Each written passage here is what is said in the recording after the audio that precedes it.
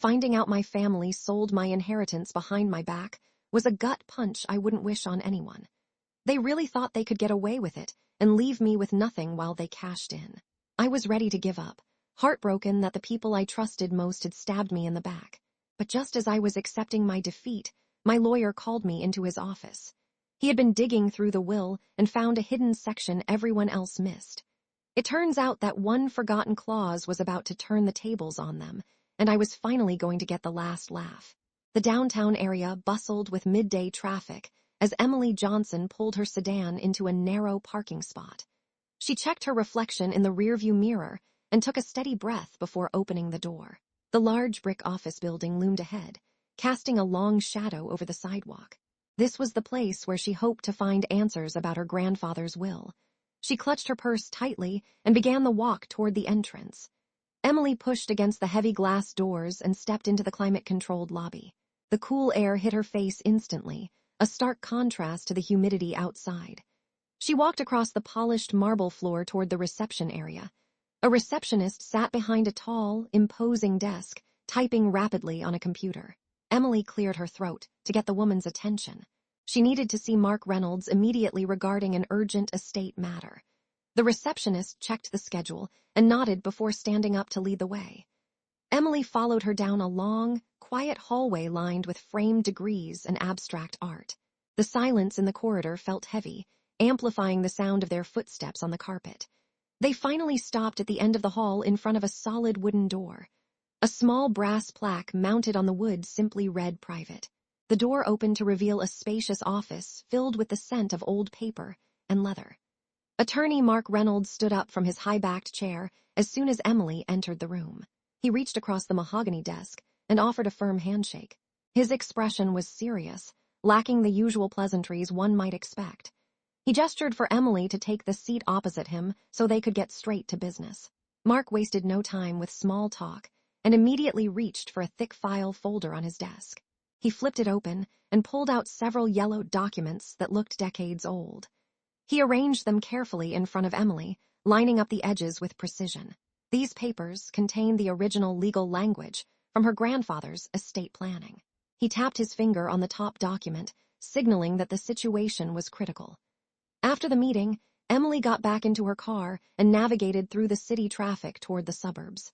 She needed to confront her family before taking any further legal steps. The drive to her parents' house felt longer than usual as she rehearsed what she might say. She pulled into the driveway and saw her brother's truck parked next to the garage. They were all inside, likely celebrating their recent financial victory. Emily entered the house and found her family gathered in the living room. Her brother sat comfortably on the couch, looking entirely too pleased with himself. He noticed her glare and simply pointed to a stack of papers on the coffee table. These were the signed sale documents that finalized the transfer of the estate. He leaned back and crossed his arms, seemingly unbothered by her obvious distress over the transaction. Her mother stood by the coffee table and poured tea into floral porcelain cups. She looked up at Emily and offered a weak smile, acting as if this were a normal social visit. She insisted that selling the estate was purely a necessary business decision for the family's future.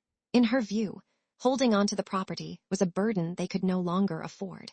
She placed the teapot down and waited for Emily to agree. Emily ignored the tea and reached for the documents lying on the table. She picked them up and began scanning the pages for the critical details. The signatures of the buyers were scrawled in blue ink at the bottom.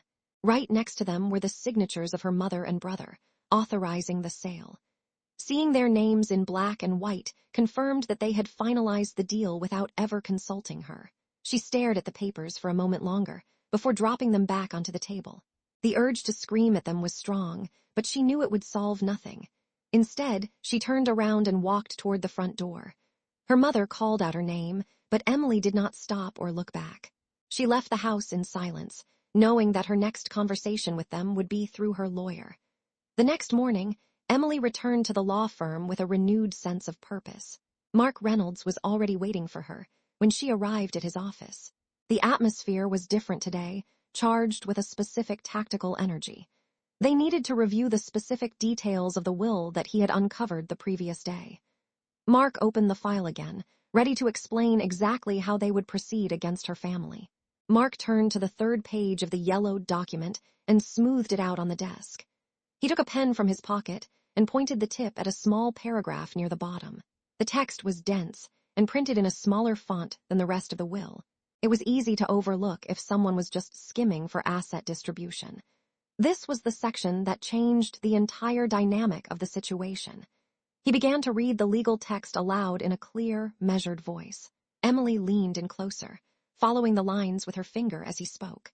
The words were complex, but their meaning started to become clear as he broke them down. Her grandfather had anticipated potential family conflicts long before his death.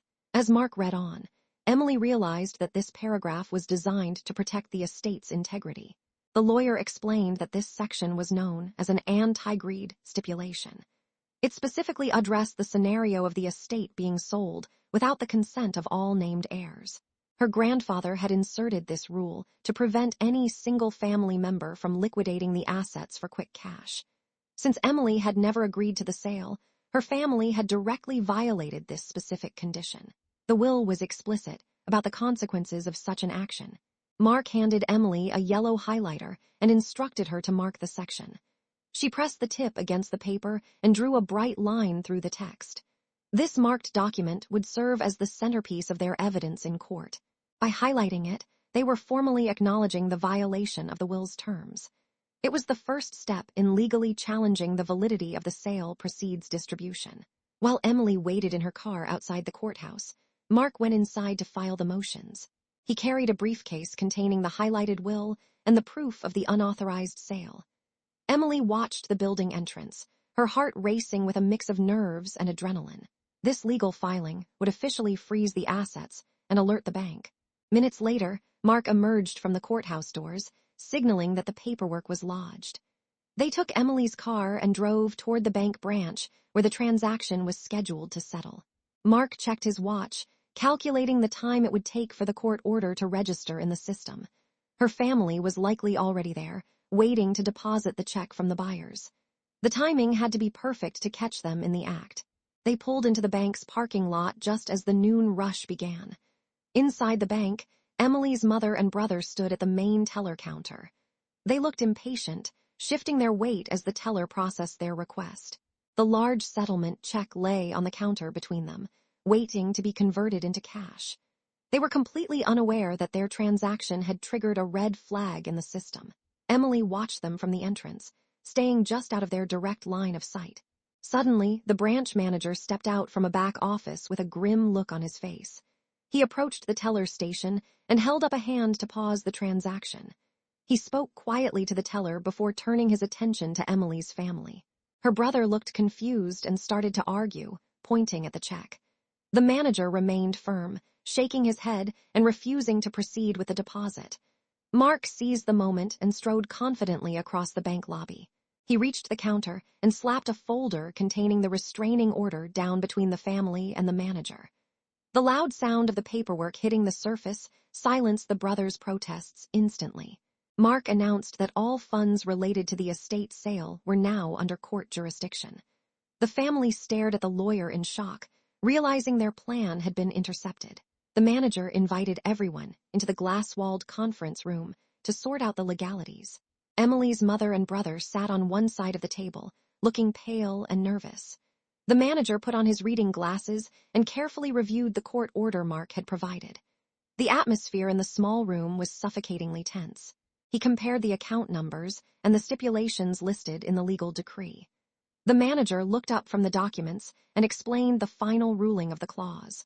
Because the family had sold the property without Emily's consent, the will mandated a specific penalty. The stipulation stated that 100% of the proceeds from an unauthorized sale must be forfeited to the excluded heir. This meant the entire purchase price of the estate belonged solely to Emily. Her family would receive absolutely nothing from the sale.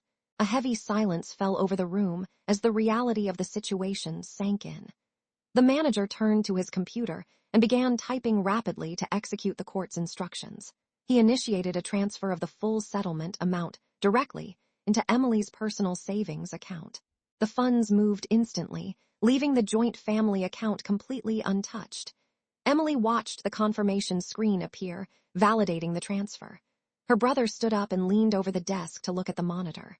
He stared in disbelief at the zero balance remaining on his side of the ledger. Her mother slumped back in her chair, covering her face with her hands. 2 security guards appeared at the doorway of the conference room to ensure a peaceful exit. The manager gestured for the guards to escort the defeated family members out of the bank. Emily remained in the conference room for a moment longer to finalize the paperwork. She signed the receipt, confirming the deposit of her full inheritance. The weight of the past few weeks lifted off her shoulders as she put the pen down. She thanked the manager and walked out of the bank into the bright afternoon sun. Justice had been served, and her future was finally secure.